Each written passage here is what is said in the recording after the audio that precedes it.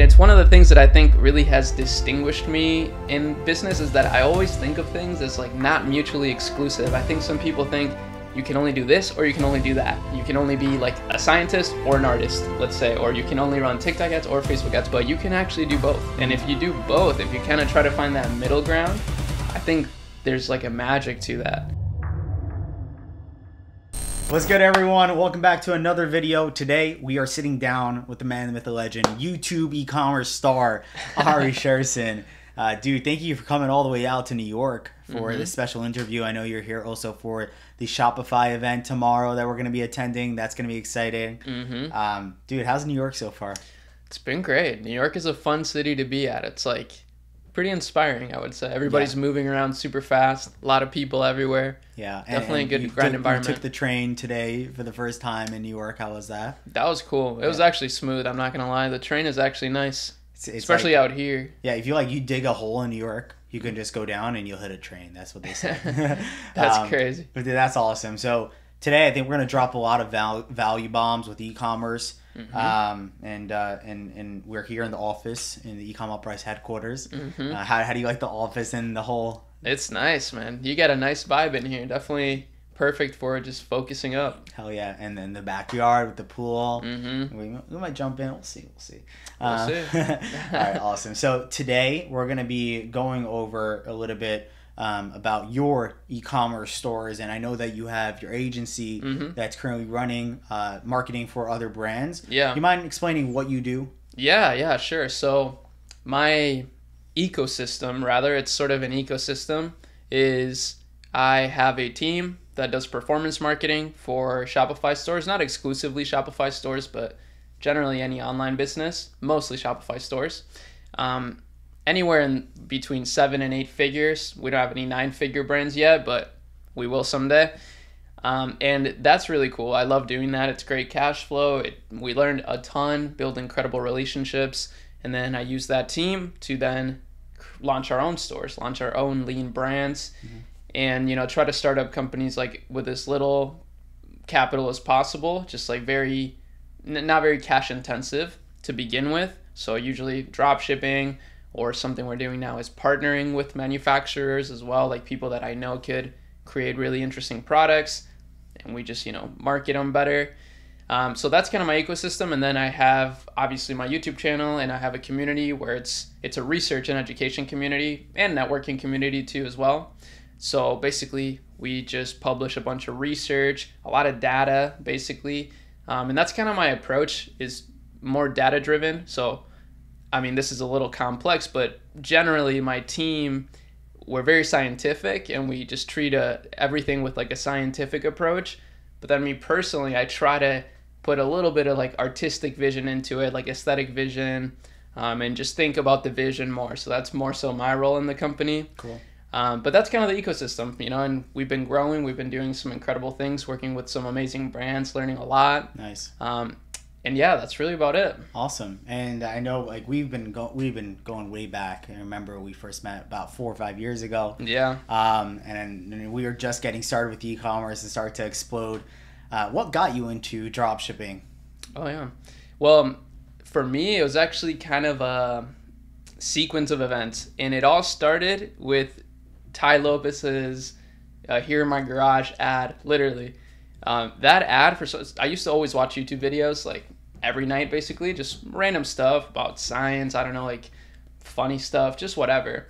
And one day I got that ad and I thought, well, this guy seems kind of normal. Like, obviously he had the Lamborghini, but it was a genius ad, and he kind of made it relatable. He's like, well, but you know what is more important than this? It's the knowledge. And I don't know, that right there, it just like clicked.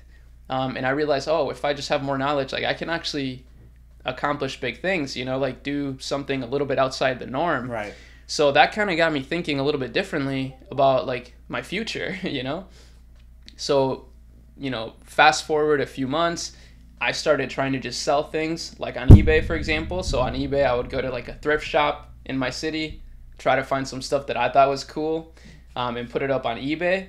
That didn't work too well. Then I realized, let me just try to see what people are buying on eBay, and then try to find things that are similar, right? So in a way, I started to get a little more data driven back then instead of trying to make like just decisions based on what I like only. And that started to work a little bit better.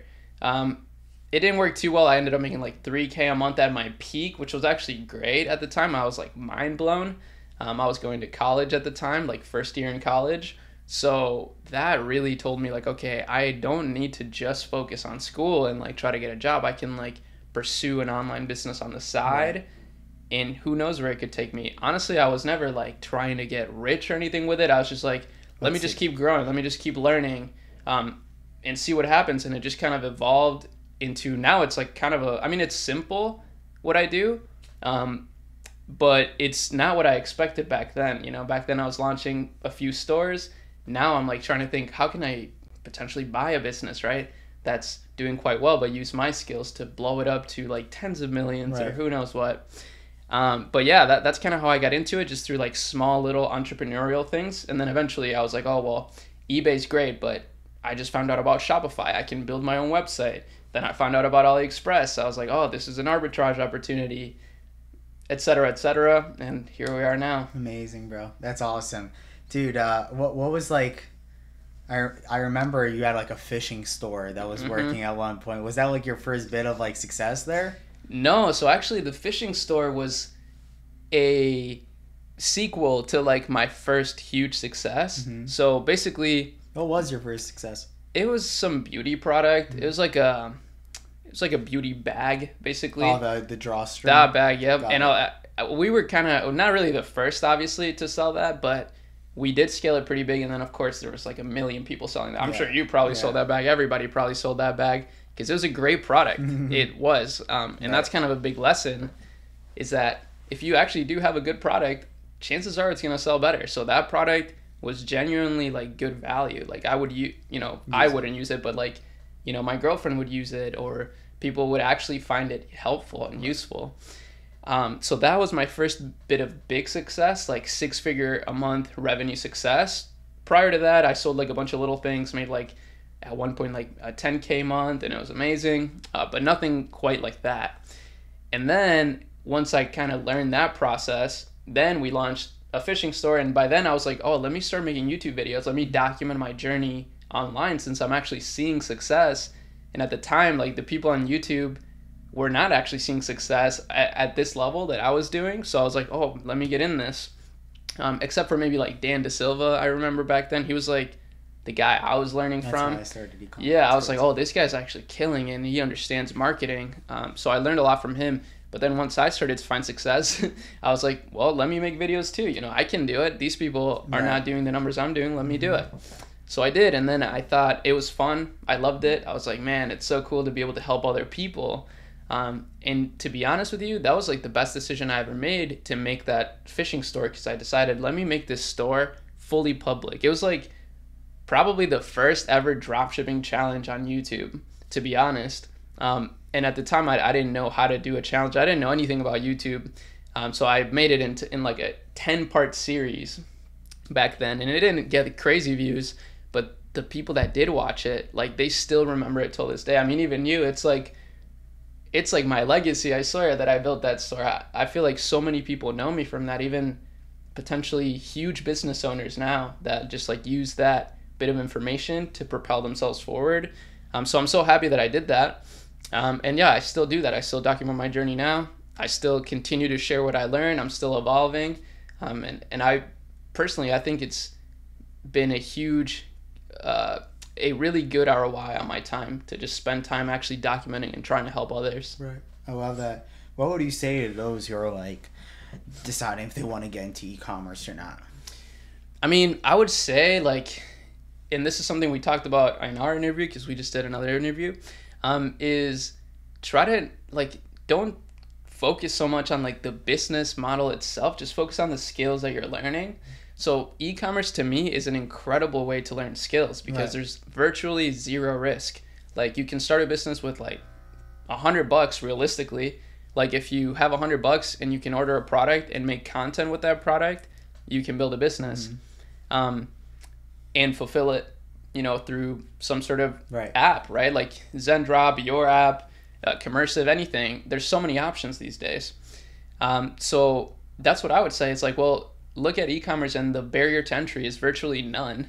I mean, you got to learn how to make a website, sure. You got to learn how to make TikToks, sure, or like launch TikTok ads. But these things are not that difficult. I mean, now maybe for us it's like so easy, it's like second nature. Obviously for someone that doesn't know anything about paid ads, it's like a little bit daunting, but just take it one step at a time and try to just learn as much as you possibly can, because those skills will be transferable to other businesses in the future. Like you don't have to be narrow-minded and be like, okay, well, I'm going to start an e-commerce business and like that's it. Like you can do anything once you actually learn the skills. I love that. So it's so powerful, and that's what I've been learning more and more in my journey, is like trying to think a little bit outside of dropshipping, trying to think like, well, how can I build something bigger, like long lasting? And for me, I think what I've been building, this ecosystem, has been kind of the perfect thing. Amazing. So let's talk about a little bit about your successes with your clients. How big, like your biggest client or biggest store that you guys blown up, what type of revenue are we talking about? So we have stores that have done like 12 million plus, like 12 million and above. This year alone, like we'll probably clear 8 figures with some of our clients. But I would say some of the biggest successes that we've seen have come from brands that actually don't even spend money on ads and then start launching ads. Interesting. So how would they get traffic without ads? Organic. So just straight up like short form content, organic marketing. I haven't had like too much SEO clients, but that's another thing I would probably look into these days, is like SEO with AI. I feel like it's probably really powerful. I haven't tested it too much myself yet, but I'm keeping all these things in my mind, and that's why building a team is important, so you can actually test more things. But yeah, so for a client like that, for example, they're doing really well organically, let's say through TikTok.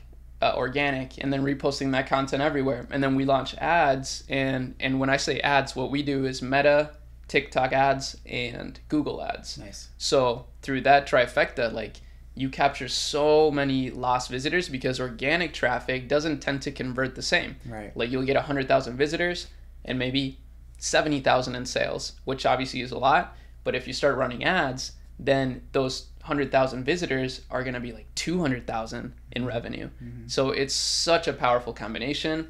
And it's one of the things that I think really has distinguished me in business, is that I always think of things as like not mutually exclusive. I think some people think you can only do this or you can only do that.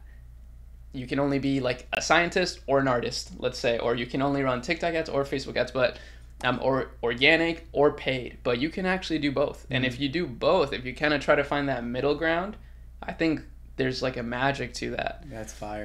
So it's that's actually what I try funny to do. you're saying, and value bombs, love it. When we were running Cloudy Sharks, one of our, I think everyone knows like the shark slides. If you guys don't know, Cloudy Sharks on TikTok, and everyone saw those things. We went crazy viral on TikTok. Did like 500,000 in sales organically, and then what we did was we took our top ads that were working organically and we ran them as paid ads. We actually spent money, TikTok, and we took those ads to push it out to more people and convert them, and then we brought in a few 100,000 from there. So we kind of had that trifecta, and I think more and more it's like it's needed today. True. And obviously, like some people get overwhelmed by that, like, oh, I have to do everything now, but you don't. That's not how you start. One thing at a time, and then you add another thing. You try, test out different things, see what works, and put it all together.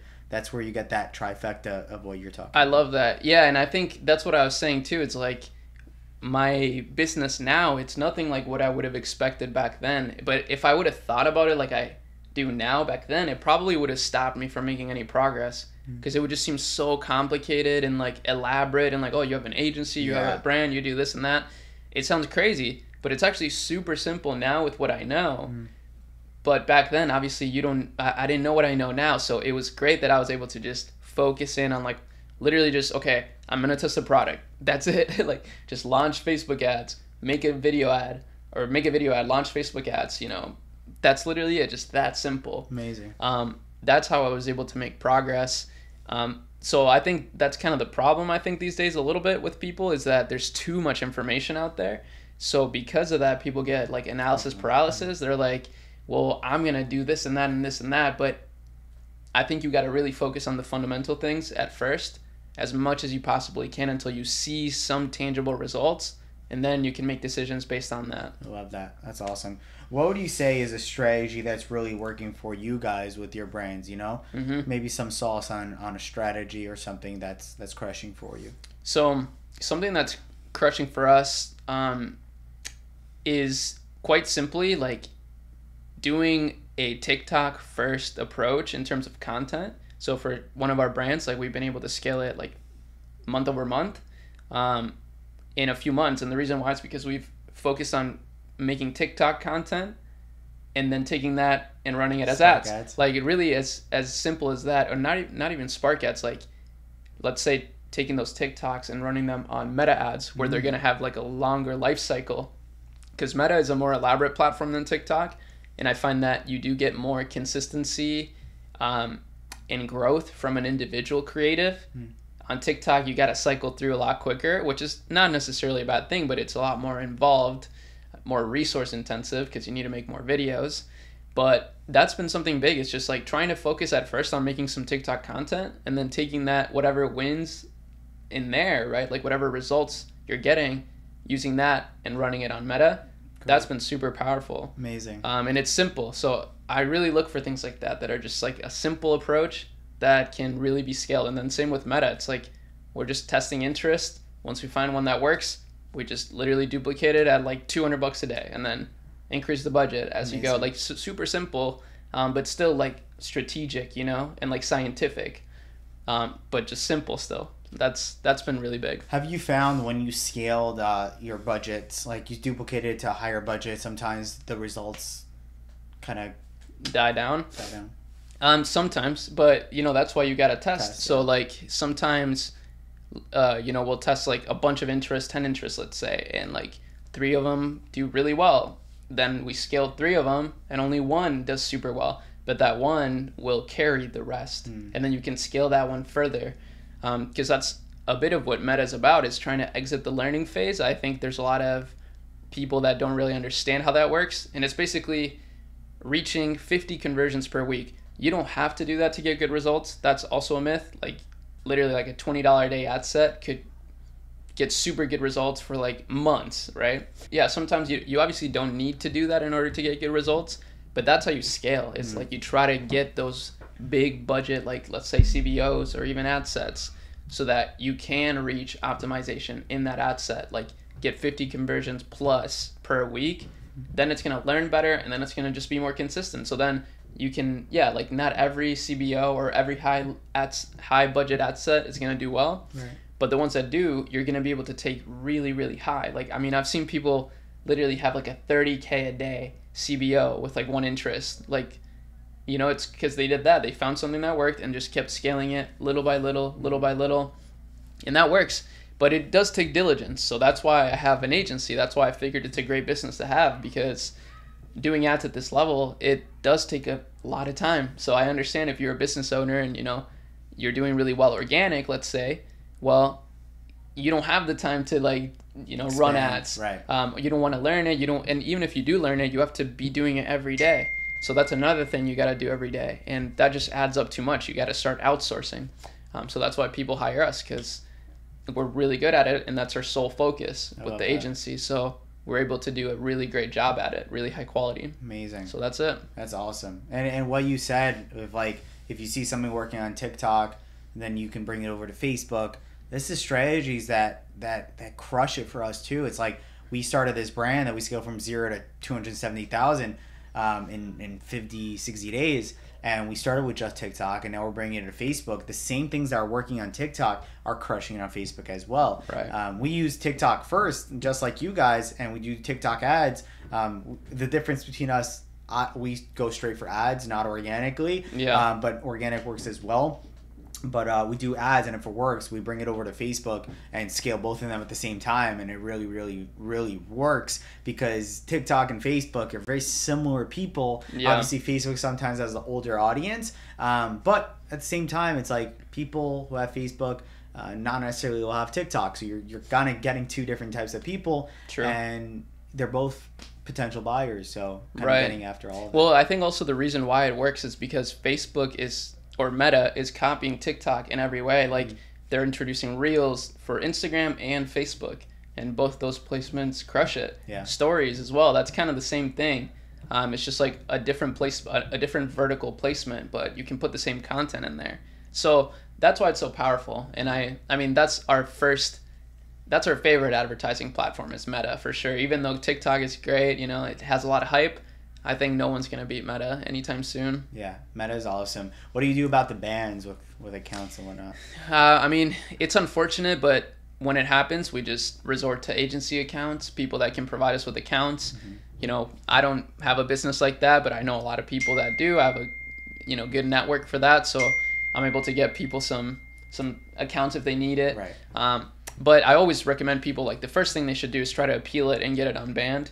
Usually it's a mistake on Facebook's end, unless you did something wrong, which, you know, you probably should try to avoid doing things wrong as much as you can. Read the and policies. You'll be fine. Read the policy. Just don't do anything you say like that's suspicious. Right. Like before and afters. Try to tone it down on that, etc. And you'll be good. Anything with health, medicine, losing weight. Try to avoid those topics. Yeah, you just gotta, or at least like be conscious about it. You know, don't. You know, you can run stuff in those niches, but just don't make it so salesy where it's like suspicious. Right.